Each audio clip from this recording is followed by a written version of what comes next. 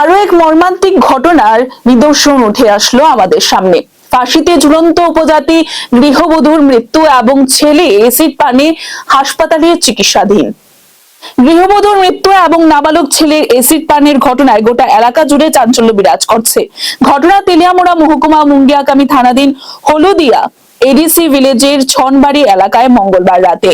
মুঙ্গিয়াকামী থানার ভারপ্রাপ্ত police officer Gautam Debbarma জানান, নিজ ঘরের মধ্যে ফাঁসিতে ঝুলন্ত অবস্থায় ছিল ছনবাড়ি এলাকার বাসিন্দা সুরেন্দ্র দেববর্মা সহধর্মিনী ছেরেংতি দেববর্মা।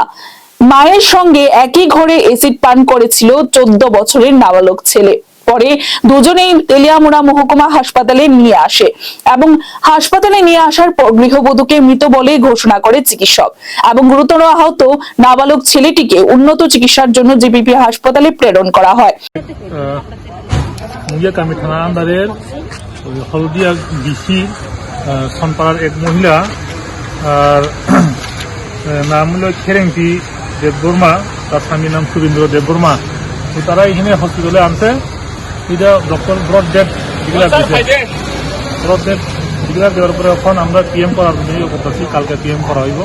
এখন মর্গে দোকান কিভাবে মারা গেছে এখন তো আমিও ক্লিয়ার না। তারার যে কথা হলো বোঝা গেছে যে ফার্স্ট খেয়ে মারা গেছে, আর সঙ্গে আর এক তার ছেলেও বলে খাইছে এসিড জাতীয় কিছু কিছু খাইছে।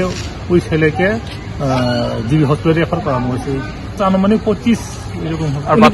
বিবাহিত? বিবাহিত। বাচ্চার বয়স কিরকম?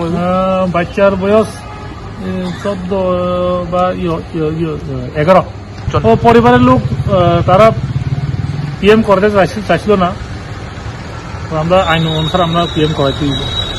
এদিকে গৃহবধূর মৃত্যু এবং নাবালিক ছেলের এসিড পানের ঘটনায় আসল ঘটনা উন্মোচনের জন্য মুঙ্গিয়াকামী থানার পুলিশ একটি মামলা নিয়ে তদন্ত শুরু করেছে।